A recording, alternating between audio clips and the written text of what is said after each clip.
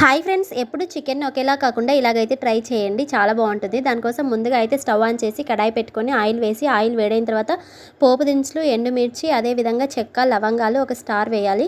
తర్వాత కట్ చేసి పెట్టుకున్న ఆనియన్, పచ్చిమిర్చి, అదేవిధంగా కొద్దిగా కరివేపాకు, టమాటో కూడా వేసి అల్లం వెల్లుల్లి పేస్ట్ వేసి మొత్తం ఒకసారి ఫ్రై చేసుకోవాలి. తర్వాత శుభ్రంగా కడిగి పక్కన ఉంచుకున్న చికెన్ని కూడా అందులో వేసి కొద్దిగా ఉప్పు, పసుపు వేసి చికెన్లోని వాటర్ అంతా వచ్చే వరకు అయితే మగ్గించుకోవాలి. తర్వాత ఇప్పుడు ఇందులో రుచికి సరిపడినంత కారం కూడా వేసి ఒక 2-3 మినిట్స్ పాటు ఉడికించాలి. ఇప్పుడు ఇందులో తగినన్ని వాటర్ పోసి చికెన్ని బాగా ఉడికించాలి.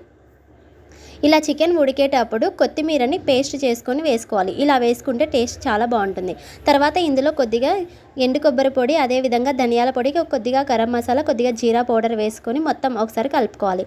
చివరిలో కొద్దిగా అయితే పెరుగుని యాడ్ చేసుకొని మొత్తం ఒకసారి ఉడికించుకోవాలి. అంతే, ఎంతో టేస్టీగా ఉండే చికెన్ కర్రీ రెడీ అయిపోయింది. నచ్చితే ట్రై చేయండి.